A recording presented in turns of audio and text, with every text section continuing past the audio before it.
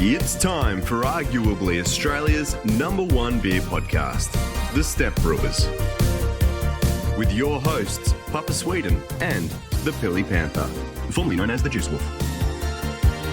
Oh, and the Weg. Take it away, boys. Welcome back to part 2 of the Step Brewers podcast with Topher from Wildflower. Thank you, Dennis. Thank you, Dennis, of course. Great work as always. Yeah. Very consistent. Good to have him back. It is good to have him back. If you haven't watched part 1, What the fuck are you doing here? don't come here and watch this. Let's Don't ruin it. go back, watch part 1 with Topher. We discussed the year in review 2020, how he came about to win the Steppies Award, the Golden Can Wall, all the releases that he did last year. It was great. Go back. I had a great time. Yep. Go back. And if you're only listening to the audio, go fucking watch the YouTube. Make sure you hit the subscribe button.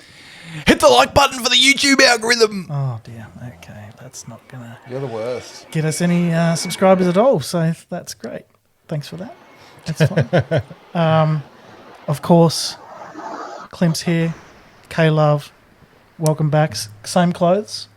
Yeah, look, I wore the same clothes just to keep it authentic. So did I. There's some more bottles on the table to really mix it up. There's a bit of- Shit. Could almost We've still got the planes going over Marrickville. Yeah. That's They're right. always- And always funnily enough, Nothing changes. Topher's still in his same clothes to keep it consistent as Holy well. shit. That's amazing. Very tightly run ship here mixed at Step Brewers. culture together. It's really beautiful. Mixed cultures and cultures. That's Of course, That's nice. Step Brewers is brought to you by Preachers Hobart. Thanks for the cabbage. We love the cabbage. Oh, I said you wouldn't This say is that why I don't. This is why I don't do the intros, because Clint gets upset that I ask for too much. I prefer the alley intros, to be honest. Thank you. anymore. You just butcher our sponsors every time you can, And if any which is other- fine because Chris loves it. G'day, anyone else Chris. in the industry wants to give us some cabbage, make sure you hit up our Patreon, which is also, big friends and homies of the show over there on Patreon. You know who's not on the Patreon? Beer Healer. He's not. He's not. Luki, get your shit together. Come on the show. Come on the show. Come on the show. So as I said earlier, Topher's back. We've gone through the year of 2020, but the one thing we didn't really touch on, and sort of leads into the rest of our conversation, Topher, was new appointments at the brewery in December, and you got Chase in, and there's a bit of a story with Chase sort of getting stuck here, wasn't it? Like he couldn't go back home, so you kept him. It's a win for everyone. It's a win for everyone. If you don't know who Chase he is R.I.P. originally from Arizona Wilderness in America.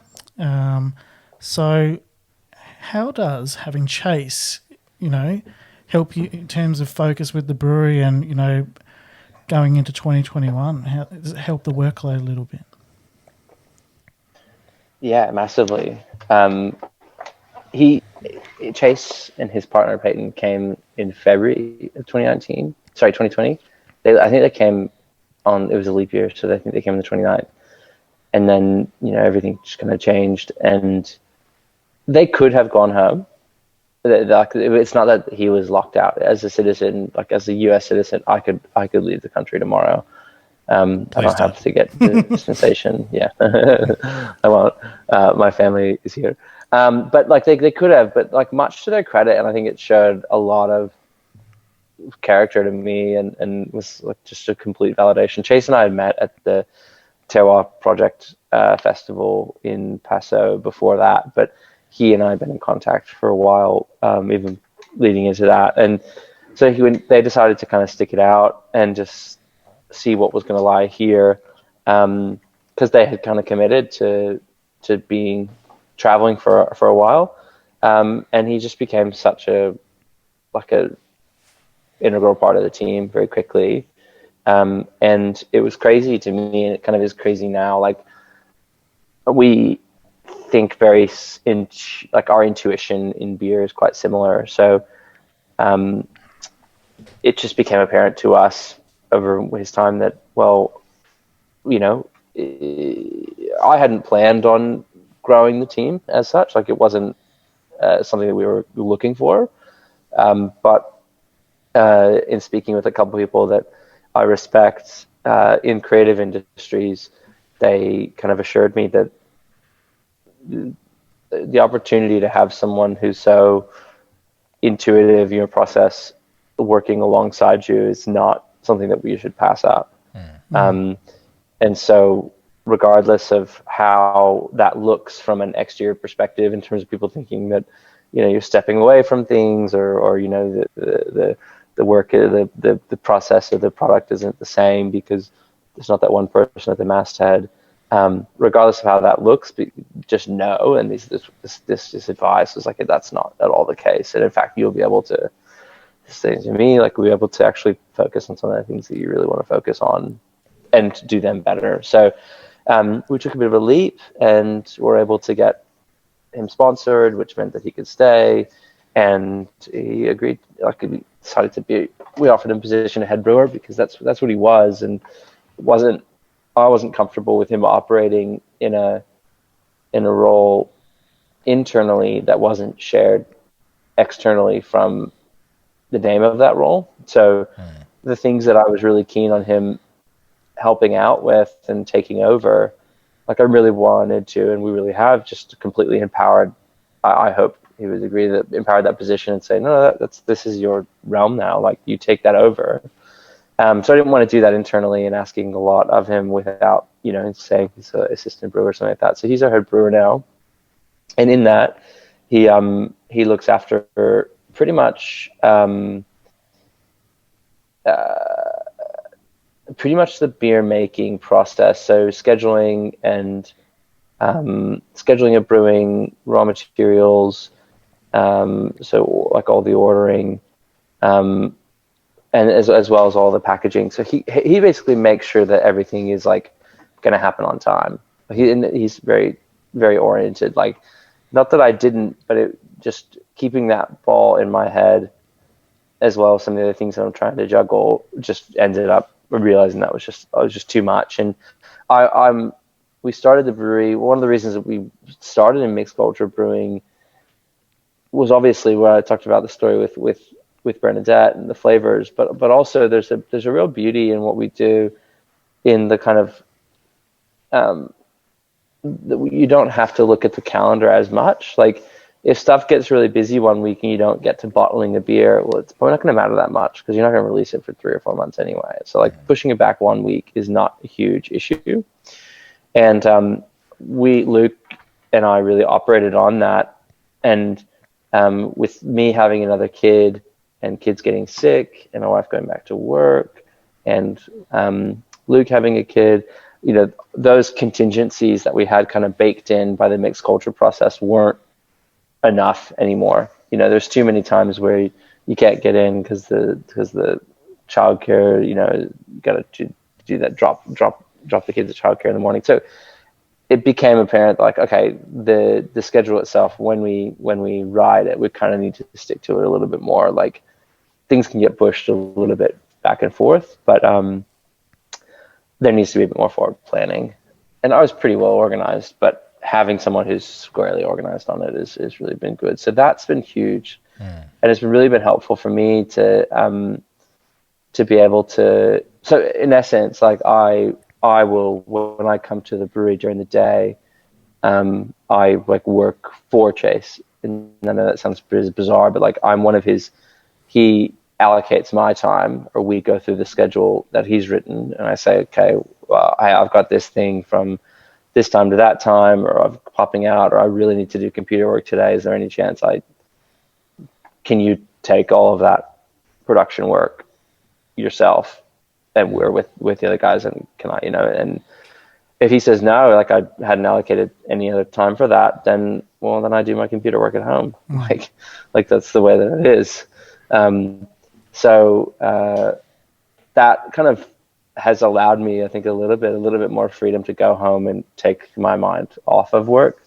So I've like read books and I don't know, I've just like enjoyed time with my kids, or like a weekend, not fielding phone calls, and I'm way more comfortable like letting things go through to the keeper as well. Like, so I suppose it's achieved a lot of things from the brewing perspective. Like, I think the work that Chase makes is excellent, and he has a really keen creative mind. But I think, like I was saying, hinting at before, like 2020 really was this kind of internal thing where we're all just kind of making sure that what we're doing is going to be sustainable, from a physical standpoint and a creative standpoint. How fast can you run before you burn up, I suppose? And yeah, it's been really good. That's great.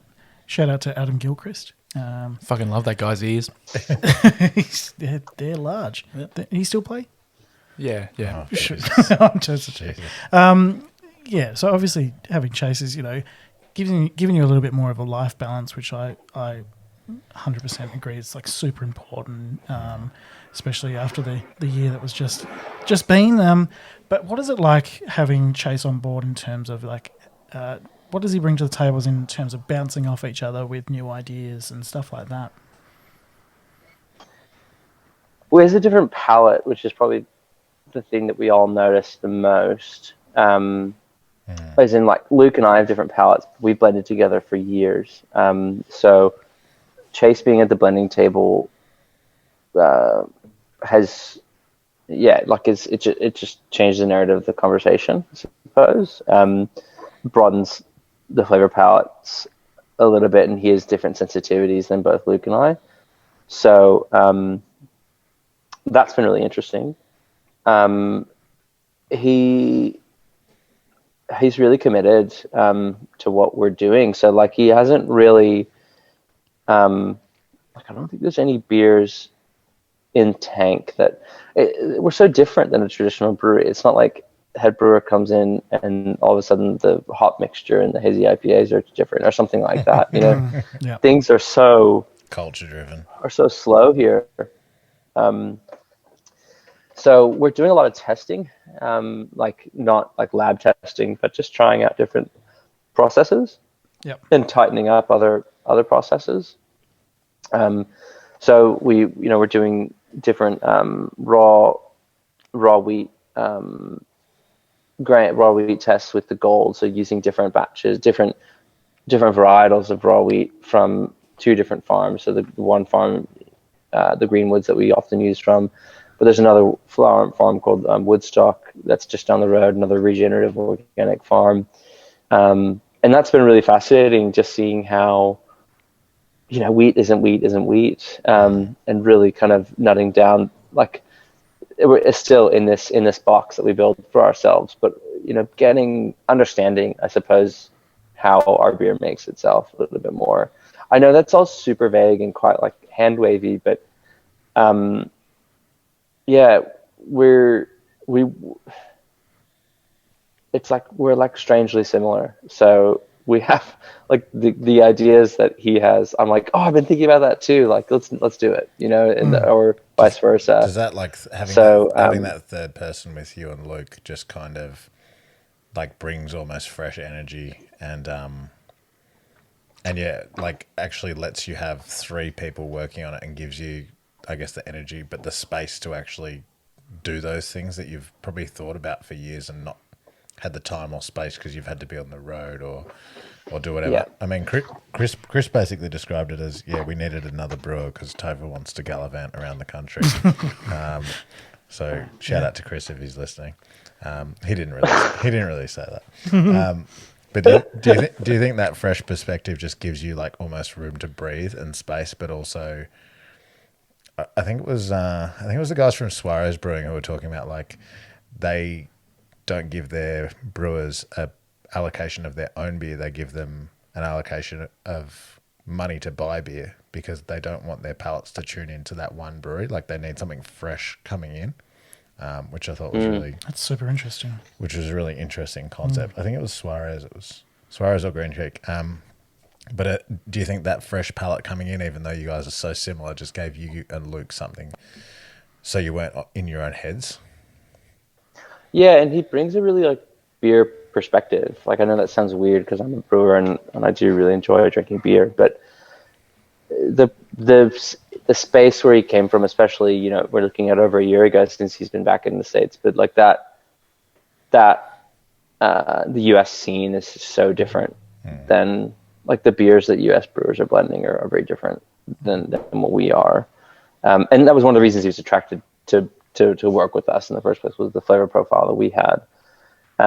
But it is quite interesting. I mean, he's done so many things as well. So it's like, oh, what if we put this like that? And he's like, oh yeah, I made that. You know, I've made that. This is how it turned out, kind of for us. So there's a nice part about that, but it was kind of fun, especially initially. Whereas now we fully converted him, and he just only speaks about wine, which is great. But especially at the beginning, I don't know, but now too. I mean, it was actually quite nice for both Luke and I to have some beer chats, because Chase was the first person that's ever worked here, that's ever worked in beer before. Like no one else who's worked here has ever worked in beer. And so it was weird. It was a little weird for me, where I was like, oh shit, you actually know some of these people, and we have friends in common, and we like, I can't be so open about some of my thoughts until I know how you think about it as well. But so that was actually really refreshing as well, and quite like it pushed us, and it continues to push us as well, because we definitely can go so internal, where we just like that idea of honing in on our flavor profile. If we go so internal, then you can only see your own navel, and you don't respect what's happening outside of what's happening, or you're not opening your mind to even being driven by something else. I mean, I'm a huge, like, I feel very fortunate that we're making mixed culture beer on the other side of the world from the US scene, for sure. Like, I think the brewers that we have that practice in this space in Australia are genuinely world class, and all of them are. And so that's talking about Ashley, that's talking about Costa, that's talking about Will Tatchell. Like, the flavor profile of Australian mixed culture beer is pretty awesome, because I think that Australian brewers drink quite broadly, and so they have pretty good palates, and that's not necessarily the case in the States. And that's not like me shitting on US brewers at all, or a lot of breweries, but maybe it's the customer profile that just drives bigger flavors across the board. So I'm quite happy to be separate from that, but at the same time, you know, you mentioned Suarez, and like Dan's place is like amazing. I mean, the beers are beautiful, and Santa Darius, like visiting, like being there, and like that, their space and their ethos is so, like, I'd love to be closer. Trevor from DeGard, like another good friend, like I miss it a lot. And that was one of the things, that there was a lot of really cool shit planned for 2020 that just all is gone. Suarez Brewing would be your happy place, Billy Panther. Yeah, I know it would be. Very Live Oak, Suarez, you'd be all very good stuff. Comfortable. I mean, while we're touching on the American brewers and breweries, Topher, for any Australians that don't know Chase or Arizona Wilderness, can you sort of touch a little bit more on his background and sort of what he does bring to the table, for anyone who wouldn't know anything about Arizona Wilderness? We've had like one beer from them, which was an other half Let me collab. pull on Chase. No, I'm kidding. That would be handy. I mean, I can't speak so much to his background. Like, I've actually I don't think I've seen his CV. Fair. But I think he was the head brewer at Arizona Wilderness, I think, for like 4 or 5 years. And Arizona Wilderness, if Wildflower and Mountain Culture made a love child and had like 4 tap rooms, 3 tap rooms or something like that in around Sydney. That's probably the easiest I can explain it. Yeah. Makes sense to me. Yep. That's what the beer we had. The beer we had was a Arizona Wilderness Other Half birthday collab with Prickly Pear. Do you remember that? Oh yeah. Yeah. And yeah, that is a pretty apt description, to be honest. Like we did not expect it, No, and it was delicious. it was good. We so they focus on agriculture, they focus on their state, they focus on making hazy beer and selling that to people who are interested in it, but really using pretty out there techniques. The brewing kit is very much non-traditional, and that influences process in a really interesting way. I'll be honest with you. I met Chase before I tasted any Arizona Wilderness beer. Not that I never started out, but I'm like, if you haven't caught the gist, I'm a really bad beer nerd. Like, if something comes in on my desk, I'll taste it. Like, I really will. I could be like, oh yeah, that's awesome. Like, when I go to Texas, I definitely go to Live Oak, like, of course. And I've been to Suarez as well. And I do make an effort for some things, but I wasn't ever going to be in the Phoenix area, so didn't taste much of their beer. But really, I think just Chase and I formed a relationship that how's this working together? That's the easiest. I mean, they're very well regarded worldwide. I think they were like Rate Beer New Brewer of the Year one year. Yeah. Well, I guess the year they started, and then they became pretty quick and pretty tight in the Danish scene, with the likes of Mikkeller and the Beer Celebration and that kind of stuff.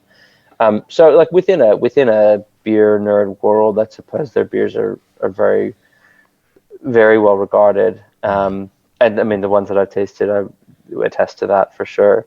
But really, I mean, like that's weird. It's weird. Like, I don't know.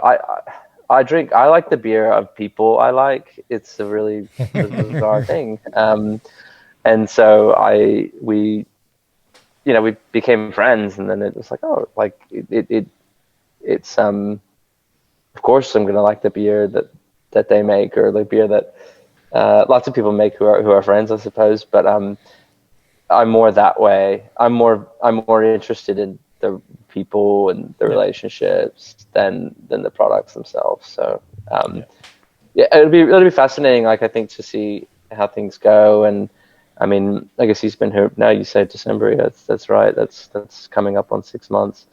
I mean, it'd be great to hear his perspective on it. We should We'll have to get him on the show. We should get him on. We know Yeah. Chris. We know Chris wants to come on for an episode now because he lives down the road. So Does he want to come on? he wants to come on. For I think we sort of said you're coming on the show. Well, I think that was more the mate, words of it. We also when said he we're was buying pub. Yeah, well, This is the classic K-Love embellishment right here. No, he was keen. He was keen.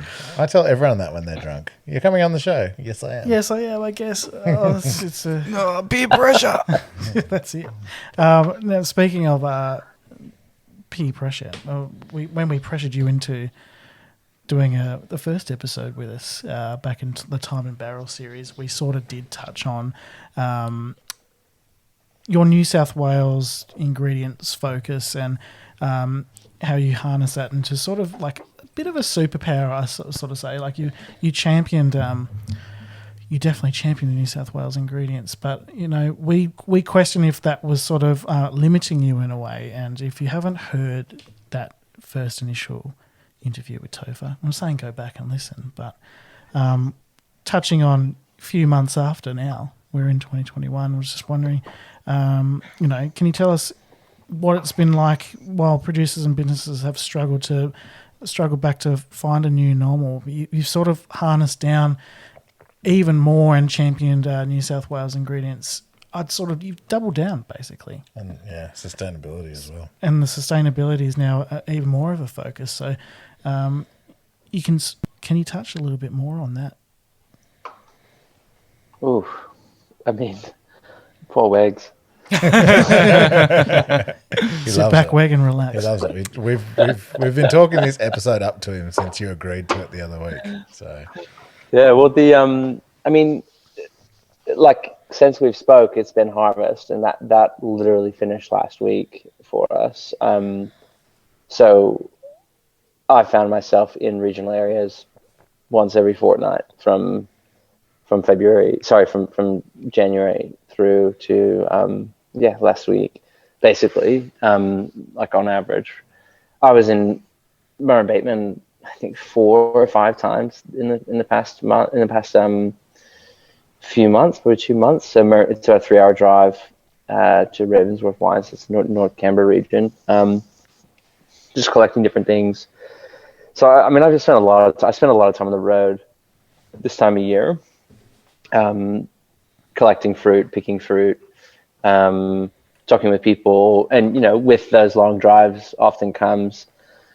When it's too long, I'll spend the night at someone's house and have a yarn and have a meal and just hear about different things that are impacting those regional producers. And I mean, I don't we're a very small brewery. Like we can't like shift to the market single-handedly. We can't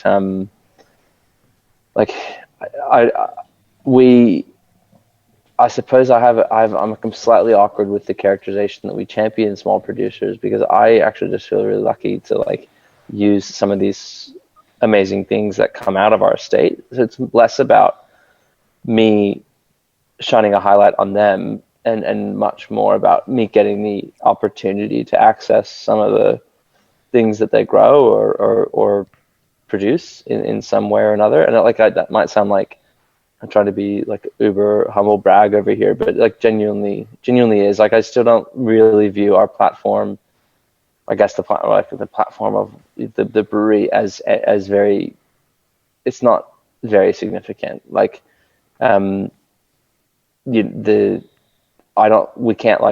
can't like bring business to another business as such. Like, it's not something I'm not like a Maryvale where I can just like take out 20 pallets of wine off someone's hands and distribute them through my venues over at Maryvale's a big hospitality group here in Sydney. So there's that aspect of that, but at the same time, I don't know. I think all of these conversations and all of this time seeing, like, physically viewing people's farms over the year and over different times, and watching weather patterns in like 6 different regions all the time, it definitely continues to influence my ideology with beer in an attempt to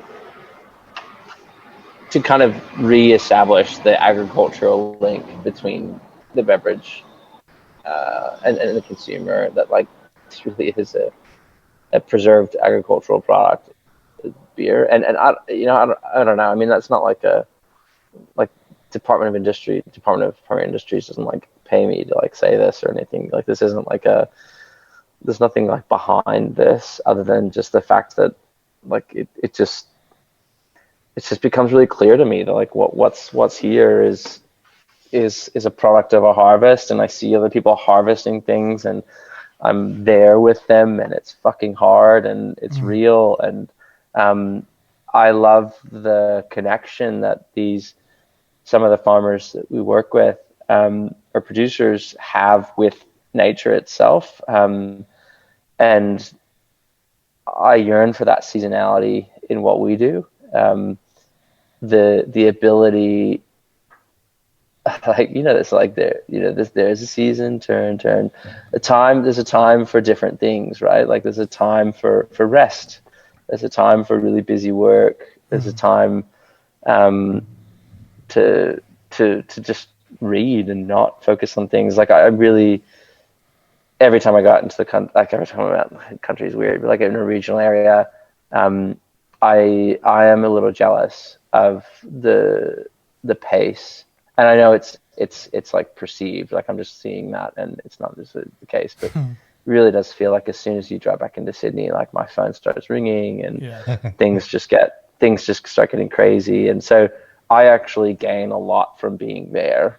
And I guess that's what I'm trying to say. Like, rather than me championing them, like, it's actually a real, like, soul nourishing process, and process, influencing process.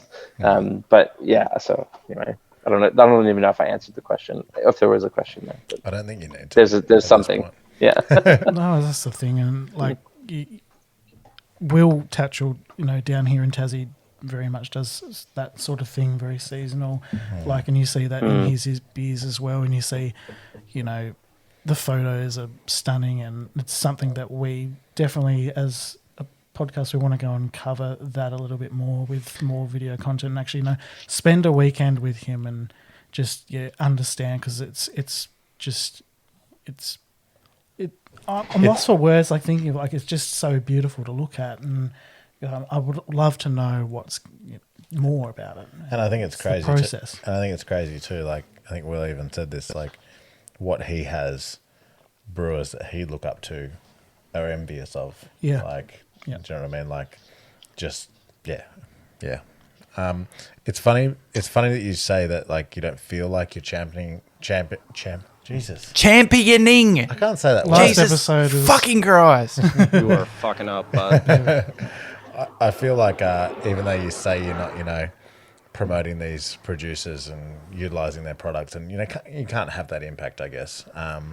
But it was really a theme that came out of our judges on, like, part of the reason that you won the award was a lot of people talked about how you're passionate about local producers and talking about it. Like, the Wildflower blog is something that I think Uber beer nerds or just people very interested. Yeah. I love to read it, and ourselves and James Lewis and Samwell from Eager Beak will often send little excerpts from the blog to each other, and just little tag of this is very horny material. But it came up a lot of times with our judges, and it was like it was the sense of community that Wildflower builds through some of that sustainability and using and being a showcase for New South Wales ingredients, even if it is, like you say, maybe to you it doesn't feel like a big impact. I think for the outsiders looking in, like, we definitely see that, and I think it's pretty special. Thanks. Yeah. Because, like, not many other brewers do it, No. like, at all, really. Like, hops come from a place, and I sort of thing. I think that's something we've been awarded by the time that we have to spend, by the style of beer that we make. Like, it's not a that's not a slight on either brewer. It's just that they don't have time. Like, and not that, I mean, I don't really have the time either, but I have more time than TJ. Yeah. Like, he's going crazy. I mean, he, like, has no time at all. But, like, just the demands of canning dates and brewing dates and things like that being so consistent and not being able to be shifted around, like I was just mentioning before, that really makes working with, like, things have to be done on days when team can be there, rather than when the sun is shining or not. Like, what happens outside the shed, weather-wise, seasonality, is almost not taken into account, and that's fine. I mean, like, that's not a bad way to make beer. Like, it's just this part of beer now. I don't know. So, like, you're right that many don't. I would hope that many would like to. And that's the question I was saying about the table beer is, like, is that a bellwether or not? Like, the aspect of farming. Like, I'm not really sure. Like, I was having a conversation with some people from the Brewers Association recently, and I was just, like, kind of, like, shaking my hands. Like, if we moved every independent brewer onto regeneratively grown barley, right, we would shift the entire market, firstly, like, if anyone was buying it, all grain from one person, it would shift the whole market. But we could calculate the carbon savings that the craft brewing industry is making, like per ton, just by stuff like just by buying a different malt. It has nothing to do with putting solar panels on their brewery, nothing to do with changing out the gas that they use in their brew house. So no structural change, from no cost to the brewery of doing it, other than buying different malt, which is like only 20 to 30% more expensive. Like, it's not even that much more, right? Like the cost of the malt, and we're talking like less than $2 a kilo. So I don't know what homebrewers pay for malt now, but for regeneratively grown malt, and like, how is that not something, like, I would love for that to be something that we talk about in the future. Like, if we move to a carbon economy, like, what's to say there isn't on every single can going to be like a pregnancy label, like something that says, this is how many tons of CO2 this cost you. Like, not to guilt you into it, but just so that you know where you're at, exactly like a pregnancy label, like, or like a standard drink. Like, I'm not advocating for that. I'm not advocating for it, but I'm just positing the question, like, if that was something that we had to do, or, you know, if that was something that we were serious about, we need to really think about agriculture, because conventional agriculture is raping the earth. Like, it's completely, it's the antithesis of green. So, like, I don't know. I don't want to get too much on my soapbox, because I get really passionate about this. But I hope that this can be something that more people see outside of the carbon cost and the farming itself, no-till and no spray versus killing the ground with glyphosate and then pumping it with fertilizer, like synthetic fertilizer, in order for it to grow something, and then spraying it with. Anyway, outside of the agriculture side of things, it's just better. Like, this is a little bit more of a hand-wavy argument, but what he's here, like on our face, like our olfactory senses, is a more complex machine than testing machines that are like tens of millions of dollars. Like, what we can do, smell and taste with everyone's own mouth, is incredibly complex. And we use that very incredible machine for a lot of things, but we still somehow pander to the numbers of science in order to prove things, really, like, in order to prove like the goodness or the value of things. But when you take a bite out of a well-made loaf versus Wonder Bread, you just know. Like, you don't, your eyes could, I mean, I don't even know, you could like decrease your senses by half and you'd still know. Or good milk versus not good milk, good cheese. You could do this with every type of product. For me, I can, and we do have like this like weird innate sense. Like, when you eat good potatoes, right? Potatoes are an easy one because there's so many shit potatoes out there. Tasmania, but like good potatoes. Yeah, We're lucky. Good potatoes, like, you just chop them, oil, salt, oven, and they're fucking out of control. Whereas you just can't do that from stuff that you get at the supermarket. So why do we, like, can we prove that point through to the barley?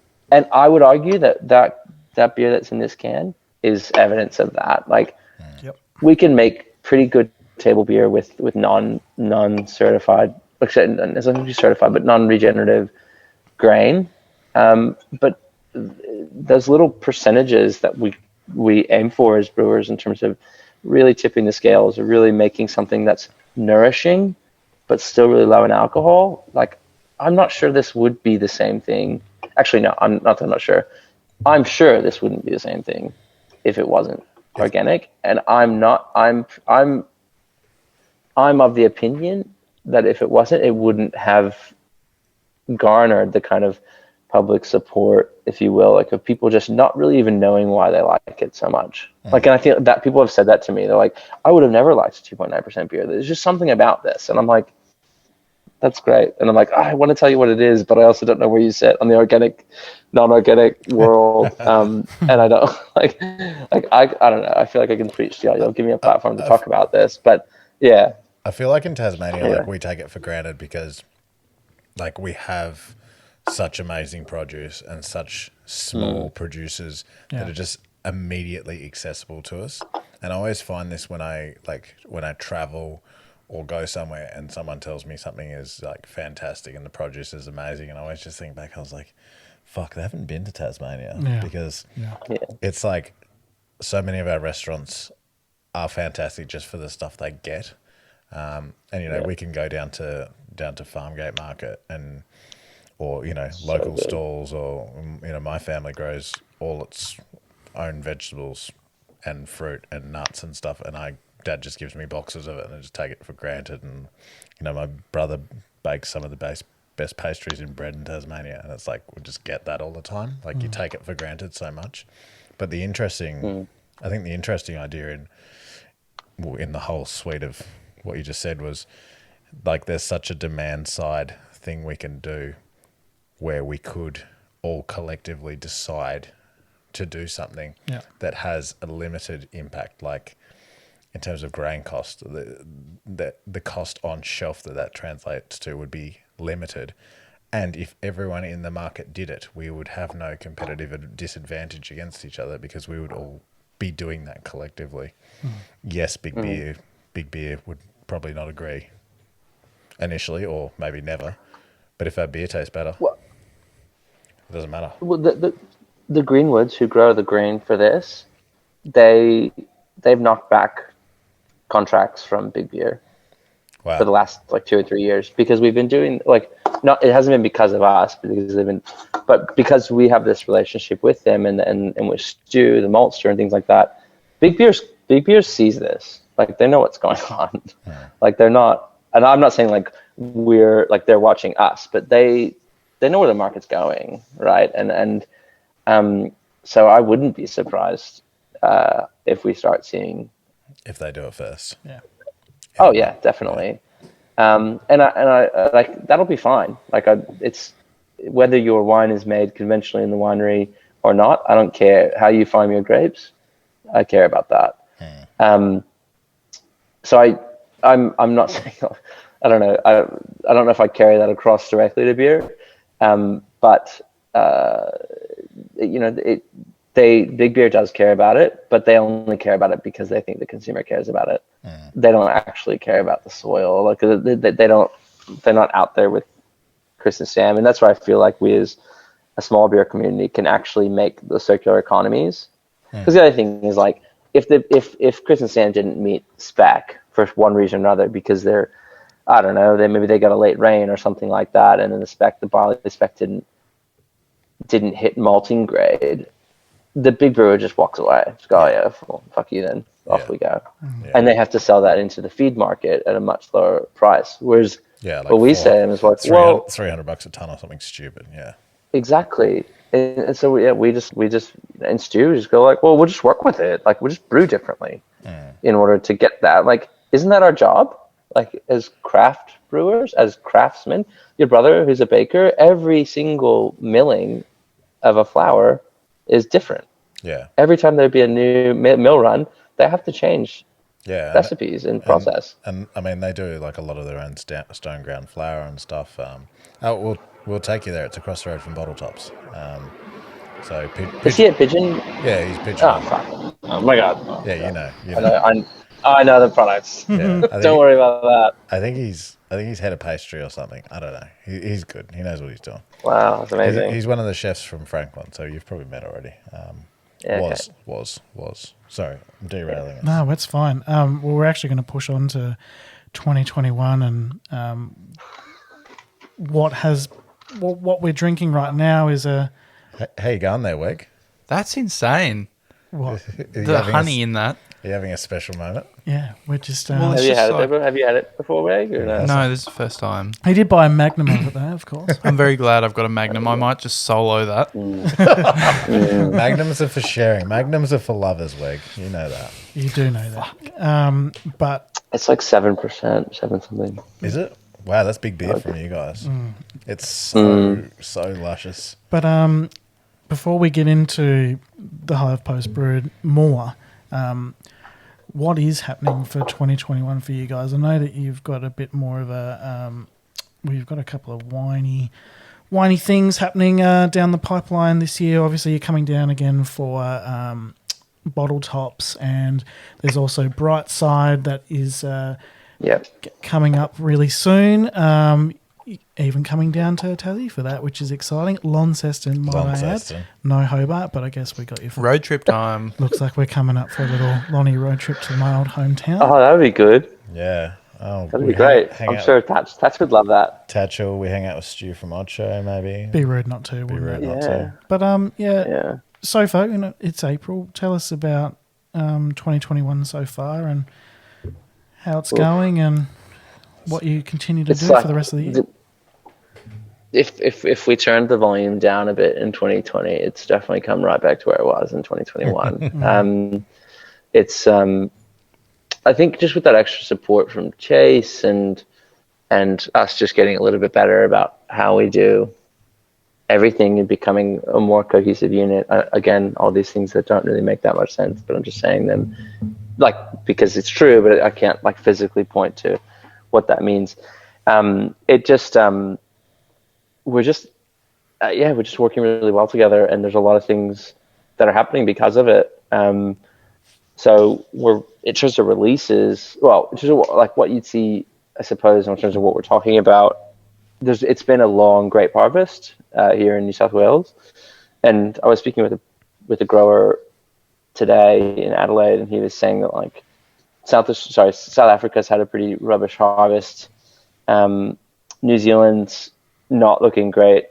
It wasn't. They had some frost issues and some yield issues in some areas in New Zealand, and then of course Europe, particularly France, has been hit really hard by frost already. So 2021 for Australian wineries is going to be a really good year. Quality was pretty good. Fruit was really good, but also the timing of a lot of people's harvest was quite spread out, because we had a kind of cooler summer, more rainful summer. And so that has meant there's been a lot of opportunities for us to be working with grapes. So we've been working with grapes since mid-January, and we just racked beer onto Montepulciano and Gamay today. And that means that all of our grape beers are under beer now. So everything's down for its sort of re-fermentation now, but it's been a long season. So it seems like it actually has seemed like for a while that we're just doing everything's just grapes. But it's because we've been able to do it. We've been able to plan for that. But what's coming up? The Brightside stuff is genuinely really exciting.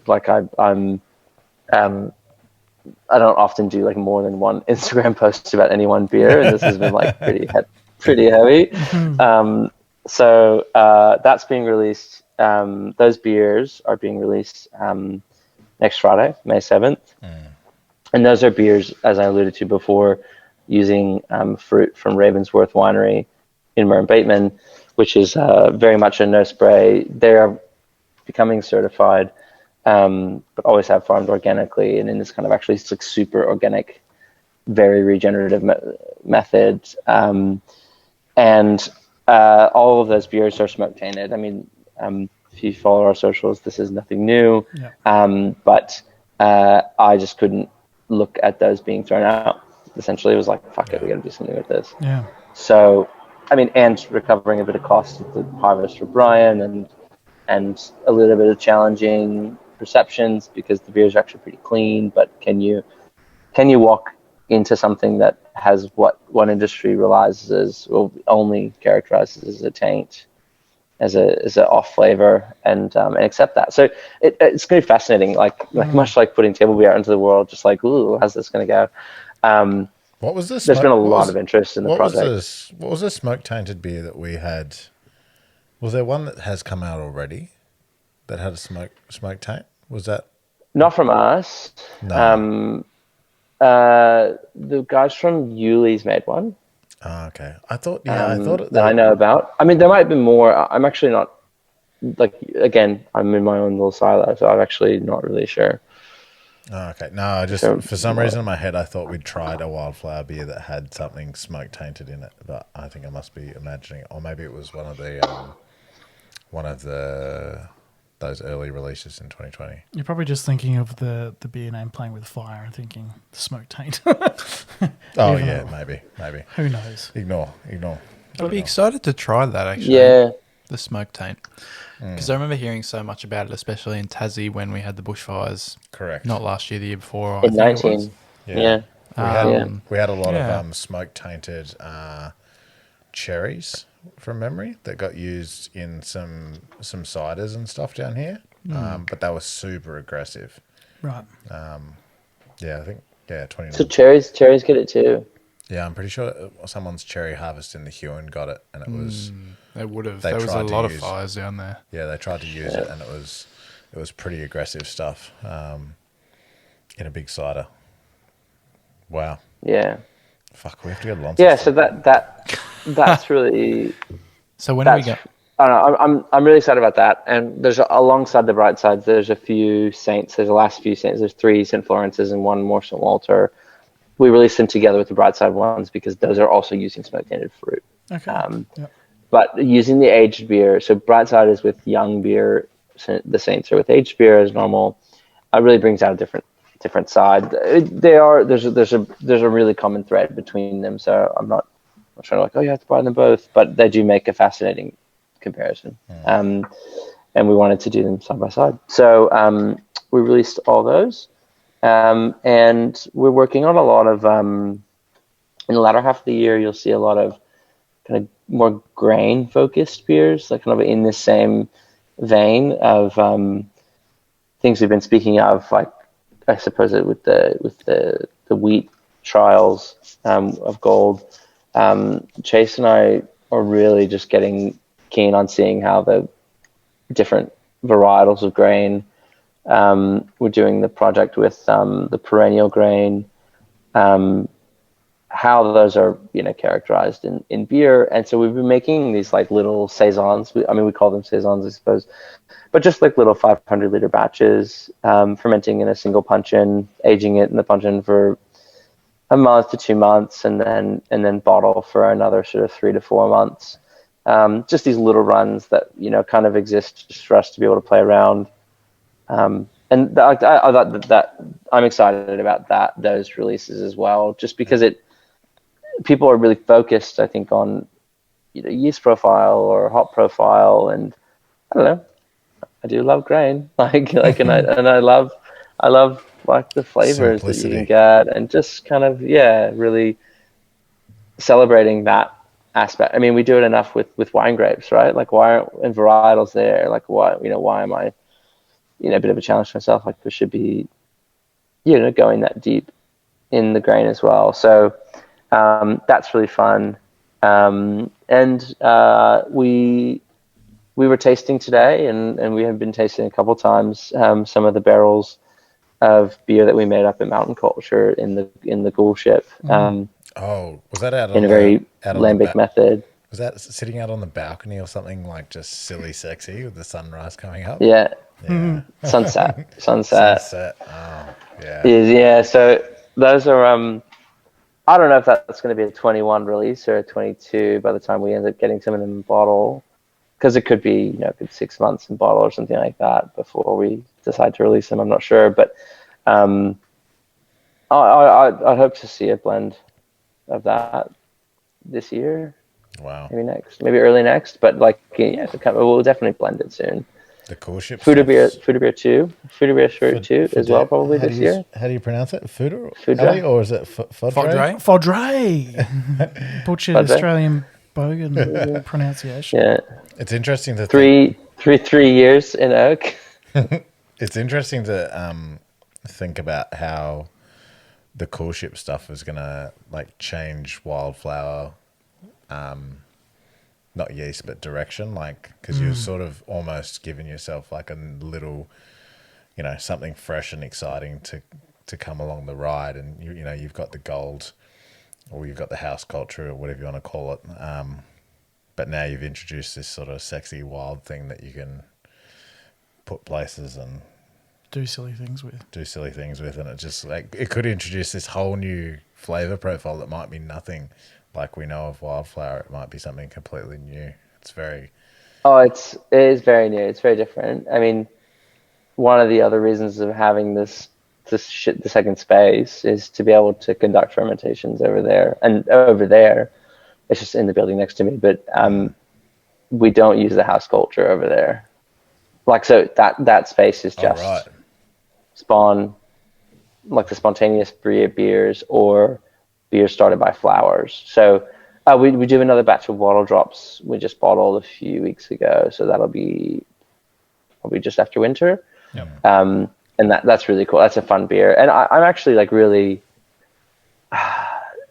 I really like using the coolship. I think it's a fascinating tool. I'm probably more drawn to the flower ferments, to be honest, which is good because it's in keeping with the name of the brewery.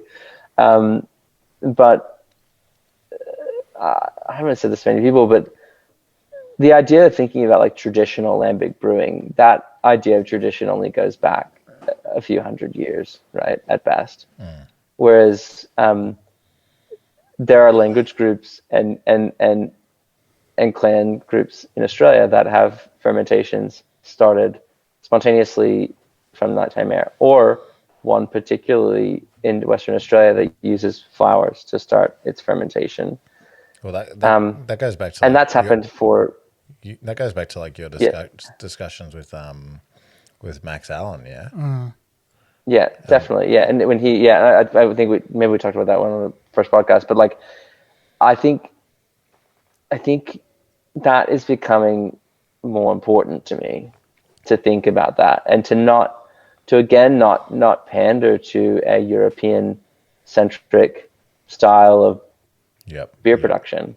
And instead, once again, I suppose, champion how we do things down here in the Gondwana arc of Australia, So I'm really excited. I think the beers taste really good. This stuff through the coolship that's using aged hops, turbid mash, all that stuff. But at the same time, I mean, why is that something that will be?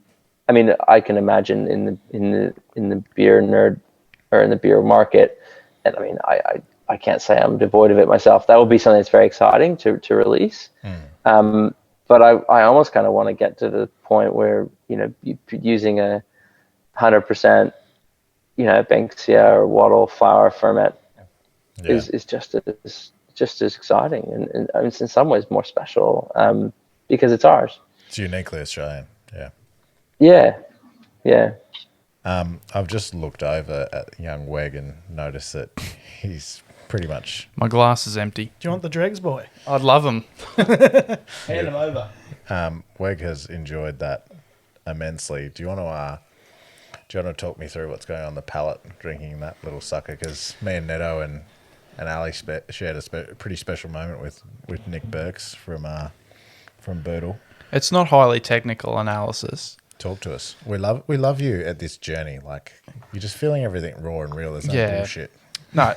All right. So the first thing was you put that in your mouth. Front of the palate's like, oh yeah, you get those honey hints, right? Give it I barely gave it 20 seconds between sips. You probably, as you mentioned, I finished it quite quickly.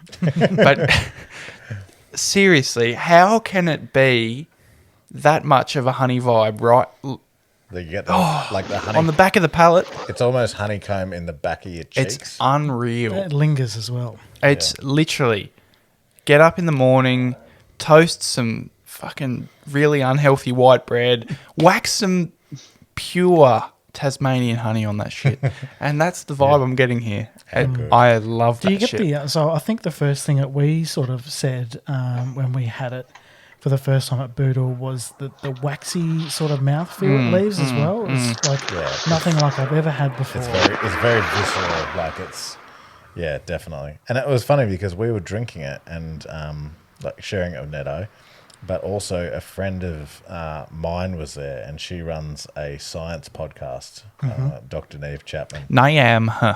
Yeah, yes, and she was tasting it, and she was blowing out a little bit because she doesn't drink a lot of crazy beer. And we were talking about the palate, and you were talking about it sucking in the back of your cheeks, I think, or maybe like back palate. Yeah.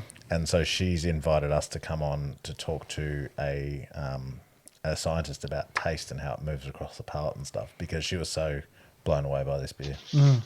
Very Can I interesting. come There's a on new and book. just say There's a shit? new book. Yeah. Sorry, go away. Nah, you're right. I Harold was just going to McGee. fucking make shit jokes. It's fine. Yeah, don't do it, Weg. What's the book?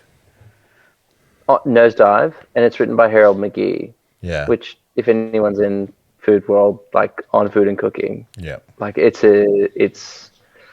just got it. It just arrived in Australia, so I just got it. It's like it's an encyclopedia. and you have so time? that it goes through the science of taste. And you have No, you I have don't time to have read to do books that. now, so thank you, Chase. Yeah.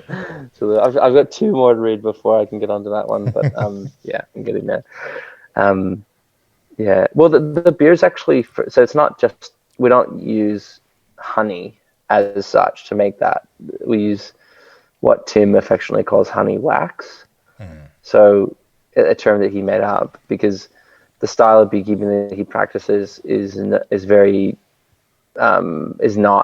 very widely practiced in the world, especially for sometimes at home, but especially for a beekeeper that's also their business. And he, for that product, for the post brood honey, he leaves the comb in the hive for like 3+ years. Oh wow! And over that time, the comb is covered. You've got to read the description on the blog. I'm serious; it'll blow your mind. Yeah, okay. Because I'm not even doing it justice right now. This is what gives this is the flavor. Like, this isn't just normal honey. This is It's comb. Yeah, This it is- tastes like comb.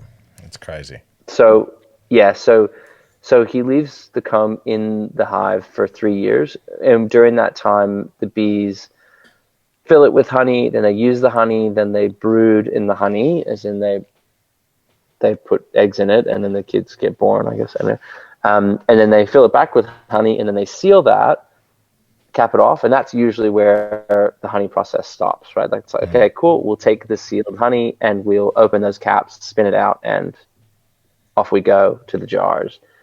But the bees don't make honey for us. Like, they make it for themselves for storage.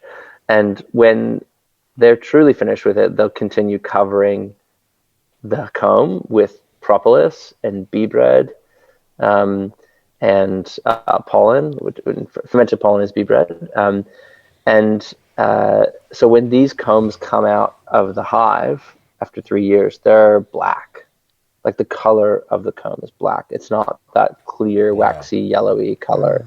Which, depending on the seal that you got, the wax seal that you got, there might be black specks in throughout that. It's kind of tough to see sometimes. Sometimes you see on the cap more.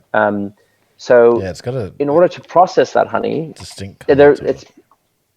it's a bit more like, that's why the color of the label, right, has that kind of reddish dark cover, like cap seal. Yeah. And if you go on Tim's Instagram, he takes photos of these comb, and it's incredible. But in order to process the honey, Tim doesn't spin or press any of the comb, because that changes the nature of the honey. Tim is like next level producer. Like, seriously, he's won so many awards for what he does. Outside of the awards, the flavor in the honey is just out of control. And it was tasting his honey when I was like, holy shit, I've got to use this. But his post-brewed honey is like $50 a kilo. So, like, there's no way I'm touching that stuff with a 10-foot to put into beer. Like, that's going straight in my mouth, because I love that. Not fermenting that shit. But after forming a relationship with him, and funnily enough, he dropped in today. He hasn't been here since just before we signed the lease, before COVID.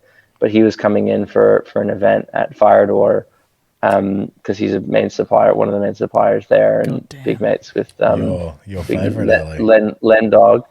Lendog. Your So boy. with Len Dog, with call him Lennox, Len Dog. yeah. So they're pretty good mates. So he came into Sydney, and he dropped in, and we spent some time. We tasted together Hive Post Brood Blend 2, which will be coming out sometime this year, which is very exciting. Load up the magnums. Load 'em up. But I hope we pack some magnums. I actually not even sure. no. Because I we just forget. It's I pretty know. bad. Yeah. I know where a retail outlet got a Magnum, and they don't think they're going to sell it. And I've already lined myself up to get it. So I'm not going to talk about it because I'm going to go get it tomorrow. Of Hive. That must be cool wine. I can't talk about it. Love you, Nikki. Oh, no, maybe it wasn't that. I don't know who it was. Anyway, so so he doesn't spin or press the comb. So instead, what he does is he made this special mill to be able to it kind of like chops it like this, so it breaks all the caps, and he just lets it gravity strain out of the comb over a few days, and what he gets is what he gets. It's like that's the best. And he has done in the past. He has pressed that comb that's left there, or spun that out, or kind of warmed it just a little bit to see the flavor of what he gets that's left on the cap. And he doesn't. When you're processing it that heavily, like with the warming it or pressing it or spinning it, you get a different flavor in the honey. And he's not happy with that being in the bottle. So what you would traditionally do with this style of beekeeping is you would wash that comb with water, and that's comb washing, and then that's what you make mead with. Traditional mead is not diluted honey. It's Comb washing, yeah. it's a byproduct of the process. So it's comb washings. And so when he and I are talking about that, because we've been friends for a few years now, and we always kind of wanted to do something together, but for me, I didn't want to take away from his main production, from what he's doing and what he's actually selling to make money from. And I also didn't want some like tawdry kind of, check the honey in there and we made the beer, like some sort of like, I don't know, not tawdry, but like I knew, we just both knew that there was something more, like there was a better use of both of our products. And so when we finally started talking about the post brood, and then how it has this honey wax, he calls it, so the comb that still has honey on it, I was like, well, that's it. Just instead of washing it with water, send it to the brewery and we'll re-ferment it on aged beer as if we would. Fuck yeah. As if we would a fruit. So we bring the honey wax in, put it into a stainless steel vessel, select barrels, rack barrels onto it. It's a month in fermentation. And the ferment usually finishes within the first few days, but we leave it on there, and that's where you get a lot of the comb characteristic coming out. And so when you say waxy, I mean, there's a function for that. It's spent time on comb, like on real wax. Like it's not strained honey that we're talking about. And then when we're finished with the beer, then we take that comb out, and there is no honey left on it because the beer's chomped it all away. So it's a really efficient, like washing, right? Like it's again someone else's byproduct that we're putting into our beer, and then we melt down that wax in a solar wax melter. So like I'll take that and put it in, it's essentially like a window, like a box with a window on the top, and then the wax just is allowed to heat up the sunlight and melt down to the bottom. And that's the wax that they're all sealed in. The same one that it was fermented in. Of course you do. Of course you. This is just like some insane verbal recipe guide for all of these fucking beer nerds around Australia at the moment. Is all I'm getting from this. Like the amount that you know about all of this shit, even like the background in the honey stuff, the conversation we're having about the bees. It's like, dude, how much fucking time do you have? Raw thoughts. So impressive. I was gonna say, does that about answer it for you over there? Yeah, that's just about it. All right, then moving on. Well, Wig, I don't want to derail the 4-hour interview. Yeah.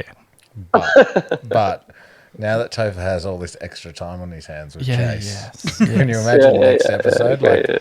I mean, It's literally going to be a 16-hour monologue. Well, I don't want to spoil anything here, but Topher has been doing a little bit of pottery of late, so we should probably have a pottery episode at some stage. All right. He's making his own glassware. Is that what you're saying? That's next. I'm not giving away anything. I made cups, yeah, for sure. I made cups. Yeah. I like cups. I like jugs. I like jugs and like cups. I like vessels. Weg's just off camera smiling ear to ear and nodding his head. Is Weg your potter? No. Weg, I wish I was that talented. Weg's a talented, busy man. Weg, you need some spare time in your life, mate. Don't imagine all the beautiful things you could create. Sure. I feel like you could. Oh, yep. No, when we do have some spare time. Actually, speaking of creating beautiful things. Oh, no. What are you doing? Topher, I just want to say there really is a traditional precedence here of the winner of the Steppies Awards doing a collaborational beer with the Step that Brewers. Is true. We did. Now, I was thinking along the lines. You were thinking of Tom. Hive Post Brood. No, of Tom, but we call it Weg. No. Oh, like a follow, follow on. Yeah, Tom. Exactly. And everyone will be like, "What the fuck's a Weg?" Everyone knows what a Weg is. And then Topher writes a 2,500 word blog on the Weg. On the Weg. I'll send you my autobiography, and you can go from there. All right. Seems like a selfish personal collaboration. Well, we can call it Ali if you want. Well, given how badly you want your Bucks weekend to be at Firedoor, we should clearly go to Wildflower if we do go to Firedoor. Well, it just goes hand in hand, doesn't it? You could just drink Wildflower at Firedoor. So much easier. Well, I'd rather come and visit you in person, Topher. It would be rude not to be in. We'll be riding our leather-bound bikes with our little bottle carriers on them. It'll be delightful. That's true. That's true. I'm down for it. That's not till next year. I don't have to. You need to book now. Like, no joke. I know. It's gotten out of control. I'm leaving it till my groomsman, someone who is sitting next to me, to sort that out. Oh, I didn't even know that was my role. I know I'm technically not a groomsman, but do I get an invite to that? Well, you probably should come. Probably. Yeah, you should probably just check. Like, we're going to be here if you want to. It's a Steppies trip. Yeah. Wow. Well. But anyway, yeah, if you want to follow up on that collaboration will be, just hit us up at stepbrewerspodcast@gmail.com. Oh, dear me. What we were talking about before, and I don't think Clint was here for it, was Weg was jamming some fruit with Topher, and all I could see was him shaking his head in complete disapproval of passion fruits and bananas. Oh my God. Banana beer. And that's a joke, by the way. The excitement levels are low of your ideas. Look, I've got three very knowledgeable people here.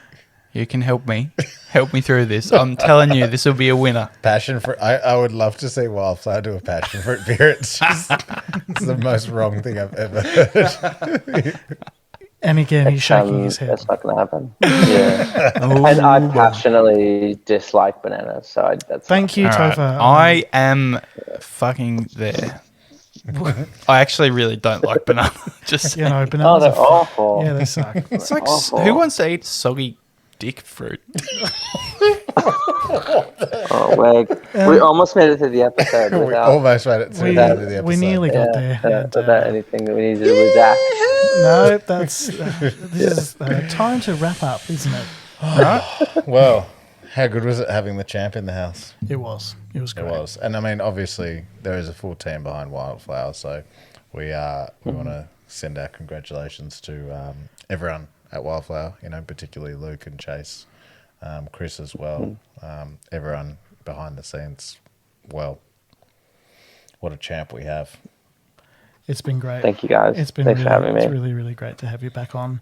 I reckon part 3 of the interview will be actually with you in person, probably doing some video stuff. You'll be in a mankini. Bottle tops. Bottle tops. Oh, yep, bottle tops. You'll be down. Bottle tops. Tasmania. I think it's sold out, or it's close to. If it's not, buy a ticket. Oh, really? Yeah, buy a ticket now. It goes very quickly. Do we have tickets? I've got a ticket. I don't know about you. Fucking thanks for telling me. I got a spare. Oh, okay. Cheers. I've got you covered. Yeah. It's going to be a good time. It's going to be a very good time. And if you can't, we can't go to the wine event because we're at Gabs. Which we just realised. and sorry, just can I small plug, but just in case people outside of Tasmania listen to your podcast, I don't know. Maybe you guys are very regional. I know you're not. We're arguably huge. Canberra on the 8th. Yep. At all this is on the website, but Canberra on the 8th, Griffith on the 9th of May. Then we're at the Weedy in Adelaide, which is going to be pretty great on the 14th of May. I think that's a Saturday. Yep. Is that a Saturday? No, the 15th is the Saturday. No, 15th. Anyway, 15th is the Saturday. That's Mum's birthday. Obviously. 15th we're there. Then we're heading to Melbourne for the 16th. Bar Romantica, which I think is probably sold out as well. Weedy will have tickets coming up soon. Romantica's pretty much sold out. And then we fly to Perth, which is going to be fucking rad. Where and we've got Dutch an event trading, at no Besk. Ooh. Besk on the Thursday night. Friday night, 21st. Oh, he's got the lineup here. Yep. Friday the 21st. C is on Friday. Oh, C well, said. Oh, yeah, sorry. Yes, yeah. I fucked up. Thank God. No, maybe you found an error. That's good. So Besk on the Thursday night, that's pretty masterclassy. That'll be pretty technical, pulling some stuff from the cellar, kind of going a bit broader than just the bright side there. But then C so is the pretty big party on the Friday, and then we're in Launceston on the 20th. Sunday. So that's me and Brian, the winemaker, together, and then in Canberra, Melbourne, and then at sea, we're joined by two friends who were chefs at Tim Williams Street. Excellent place to eat and drink here in Sydney for a while, and have both kind of split off and doing their own things now, but still maintained a really good relationship. And they're cooking, traveling along with us because we're just doing a bit of a vibe. It's fun.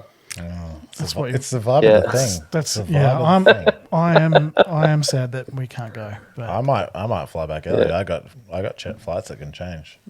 Okay, mate. This will be real hungover. Just go to and we're going to be at Havilah because Brian Martin from Ravensworth got fruit from Ricky at 2 Ton, who owns Havilah, and made one of his wines from the long way around. So that's one of the you were going to pay me out for to Hobart, but we got you for bottle. Yes, that's fair. We're going up there for that and to see Ricky and the space. I've never seen Havilah as well, so yeah, it's gonna be a lot of fun. There you go. It's gonna be a lot of fun. Get around it, people, if you haven't already. I feel like the Wheaties gonna be a wild one. It's always Jade's got there's a show that night. There's a music thing, so we're 3 to 5, which. The last time I did an event at the Weedy, it was my second time to do an event there. And she, much like this episode, she said after the first one, she was like, well, the next time we do this, we just need to have a Wildflower marathon. So it was 5.5 hours. Yes. Yeah, you'd enjoy that week. You'd like. We'll get you over there for content next time at the Weedy. Week's just trying to see if his hard drive can take it. Just was Facebook searching bottle tops to see when Liz, but I can't find it. So. No, they're underground, man. They're cool. Cool. Yeah, Facebook. You got to find a poster on a pole, bro. Okay, that's how Hobart works. QR code type. And shit. then you use the QR code. Yeah, it's Natty Wines and Natty Times. So that's not their slogan, but I think it should be. It is. I think it's Natty Wine's Good Times, isn't it? Yeah, I think it might be actually. I think I got one of those totes. That's totes. Well, can't thank you enough for joining us. Always so fucking generous with your time. Very welcome. Yeah, too kind, as always. Really, really. I'm mashing in at 5:20 tomorrow morning. Oh, you've been good to us. What a man. Well, hopefully my kids sleep through the night. Well, everyone, that is your national champ, your brewery of the year, Wildflower. Topher, thank you, and we bid you good night. Goodbye. Thank you, guys. Look forward to seeing you at Bottle Tops very soon. Delightful. See ya. Ciao.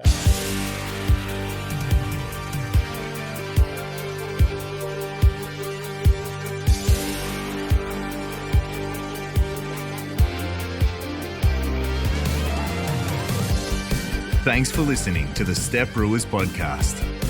If you like the show, be sure to rate, subscribe, and leave a review to help other beer lovers discover the podcast.